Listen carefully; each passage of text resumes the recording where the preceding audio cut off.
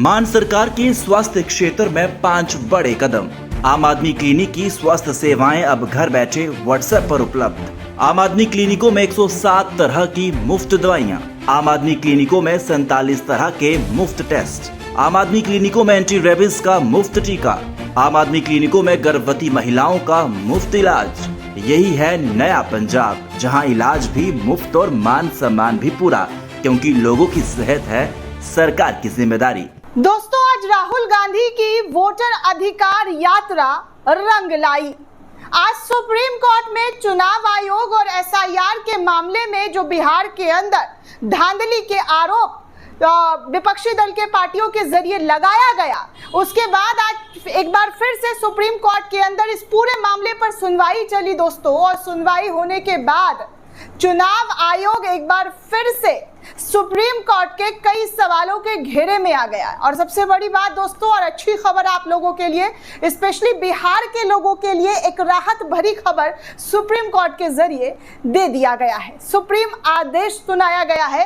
कहीं ना कहीं लोग इसे कनेक्ट करके राहुल गांधी से जोड़ रहे हैं कि राहुल गांधी की मेहनत रंग ला रही है। और आज सुप्रीम कोर्ट ने इस पूरी प्रक्रिया को लेकर तारीख बढ़ा दी है, जिसके लिए चुनाव आयोग ने एक डेडलाइन दिया था कि इतने टाइम के अंदर आपको एसआईआर के मामले में जो है पूरा का पूरा दस्तावेज जमा करना होगा। इस पूरे मामले पर सुप्रीम कोर्ट के जरिए सुप्रीम फैसला सुनाया गया है।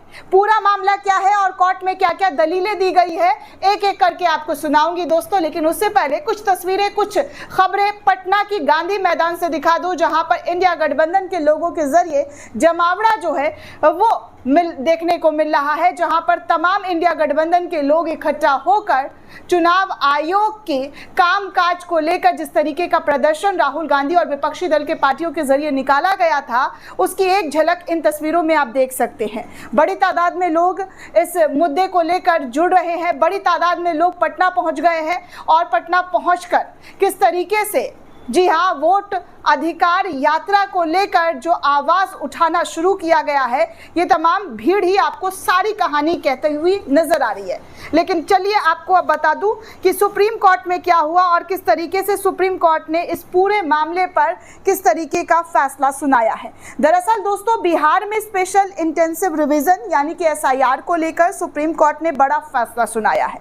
सुप्रीम कोर्ट ने कहा है कि 1 सितंबर को दस्तावेज जमा करने की डेडलाइन खत्म होने के बाद भी दस्तावेज स्वीकार किया जाए। जी हाँ, 1 सितंबर यानी कि आज का दिन चुनाव आयोग के जरिए डेडलाइन दिया गया था कि बिहार में जो एसआईआर प्रक्रिया है उसमें आपको आज तक ही दस्तावेज जमा करना होगा। लेकिन सुप्रीम कोर्ट ने आज सुनवाई करते हुए एक सुप्रीम फैसला लिया और दस्तावेज जमा करने के लिए जो डेडलाइन दिया गया था उसको, जी हाँ, 1 सितंबर का जो वक्त दिया गया था उसको खत्म कर दिया है।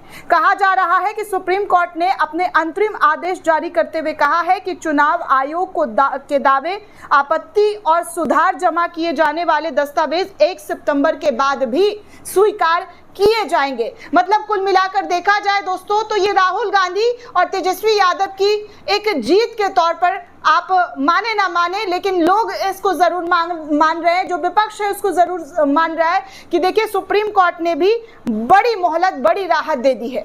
बीते दिनों आपने देखा दोस्तों कि एक से बढ़कर एक सबूत देश के सामने लाकर रखा गया। बिहार के अंदर जो वोट में धांधली हो रही है उसको लेकर भी लगातार राहुल गांधी के जरिए कई बड़े खुलासे किए गए। यहाँ तक कि मृत लोग, जो जिंदा है उसको मृत बता दिया गया, उनका वोटर लिस्ट से नाम काट दिया गया। ये सारी चीजें भी देखने को मिली। बिहार के तो एक गांव में पूरा का पूरा गांव का एक ही पता निकला, ये भी हमने आपको दिखाया है। अब ऐसे में दोस्तों 1 सितंबर के बाद भी अब जो अपना जो डिटेल सबमिट करने की जो समय सीमा थी उसको सुप्रीम कोर्ट ने हटा दिया अपने अंतरिम आदेश तक। दोस्तों, सुप्रीम कोर्ट ने कहा है कि बिहार एसआईआर प्रक्रिया पर भ्रम काफी हद तक विश्वास का मुद्दा है। ऐसे में राजनीतिक दलों को खुद को सक्रिय करना चाहिए। कोर्ट ने बिहार विधिक सेवा प्राधिकरण को निर्देश दिया है और कहा है कि आपत्तियां दाखिल करने में मतदाता राजनीतिक दलों की सहायता के लिए अर्ध विधिक स्वयं सेवकों को तैनात करे। सुप्रीम कोर्ट ने अर्ध कानूनी स्वयं सेवकों से जिला न्यायाधीशों के समक्ष गोपनीय रिपोर्ट दाखिल करने को भी कहा है, जिस पर 8 सितंबर को विचार किया जाएगा। आरजेडी और एआईएम की याचिका पर सुनवाई के दौरान चुनाव आयोग ने सुप्रीम कोर्ट से कहा है कि बिहार में ड्राफ्ट वोटर लिस्ट में कुल 2.74 करोड़ मतदाताओं में से 99.5% ने अब तक पात्रता दस्तावेज दाखिल किए हैं। आयोग ने कहा है कि आरजेडी का 36 दावे दायर करने का दावा गलत है, केवल 10 दावे दायर किए गए हैं। जिन मतदाताओं के दस्तावेज अधूरे हैं उन्हें 7 दिन के भीतर नोटिस जारी करना एक सतत प्रक्रिया है। दावे आपत्तियां दर्ज कराने की 1 सितंबर की समय सीमा में कोई भी विस्तार एसआईआर प्रक्रिया में मतदाता सूची को अंतिम रूप देने में बाधा उत्पन्न करेगा। दावे और आपत्तियां दाखिल करना 1 सितंबर के बाद भी जारी रहेगा, ऐसा सुप्रीम कोर्ट ने चुनाव आयोग की दलील के बाद भी जारी कर दिया है। दोस्तों, आपको बता दें कि मतदाता सूची को अंतिम रूप दिए जाने के बाद इन पर विचार जो है किया जाएगा। इस तरीके की बातें भी सुप्रीम कोर्ट के जरिए के समक्ष जो है चुनाव आयोग ने रखा है। नामांकन की अंतिम तिथि तक दावे आपत्तियां सुधार दाखिल की जा सकती है, इस तरीके की बातें कही जा रही है।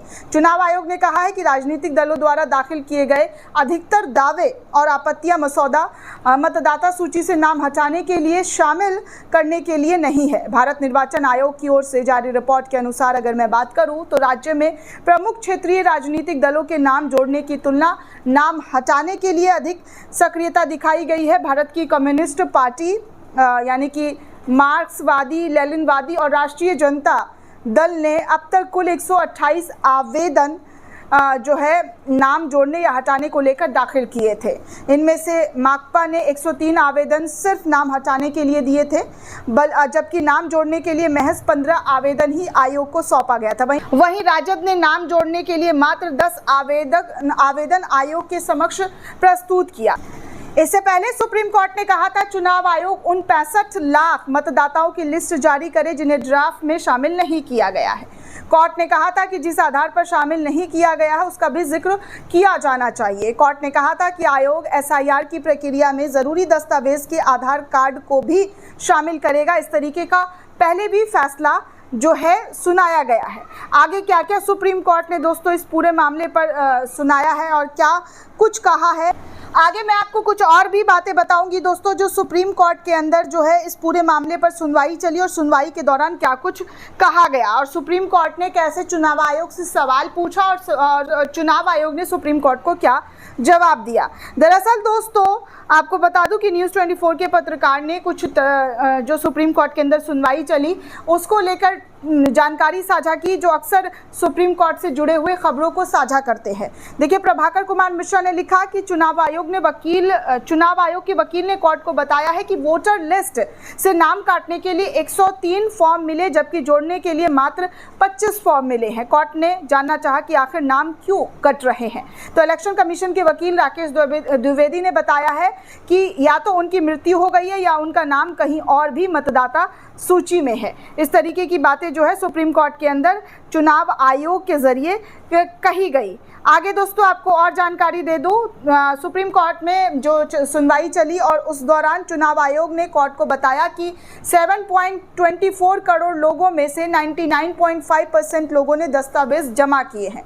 इलेक्शन कमीशन के वकील ने कहा है कि अधिकांश राजनीतिक दल और वोटर लिस्ट में नाम जोड़ने के लिए नहीं बल्कि हटाने के लिए आवेदन कर रहे हैं। ये बहुत ही अजीब है। इस तरीके की बातें जो है सुप्रीम कोर्ट के अंदर सुनवाई के दौरान जो है चुनाव आयोग के जरिए कही गई। दोस्तों आगे देखिए दोस्तों, ये भी कहा गया कि चुनाव आयोग ने सुप्रीम कोर्ट को बताया कि ड्राफ्ट लिस्ट को लेकर दावे और आपत्ति भी फाइनल की जा सकती है, इसके लिए कोई डेडलाइन नहीं है। तो इस तरीके की बातें भी सुप्रीम कोर्ट में चुनाव आयोग के जरिए कही जा रही है। मतलब कुल मिलाकर देखा जाए तो वो मेहनत, वो रंग जो है वो इस वक्त दिखाई दी जा रही है जो पिछले कई दिनों से, जी हाँ, पिछले कई दिनों से राहुल गांधी और तेजस्वी यादव के जरिए वोट चोरी के मामले में आज देश के कोने कोने में जो लोगों के मन में सवाल उठ रहा है, वो जी हाँ, वो कहीं ना कहीं सुप्रीम कोर्ट के जरिए भी अब जो है लोगों के मन से हटाने की और पूरी पारदर्शिता लाने की कोशिश की जा रही है, जिसको लेकर चुनाव आयोग से कई सारे सवाल पूछे गए और चुनाव आयोग के कई ऐसे फैसले जो डेडलाइन के तौर पर रखे गए थे, उन फैसलों को भी दरकिनार किया गया है।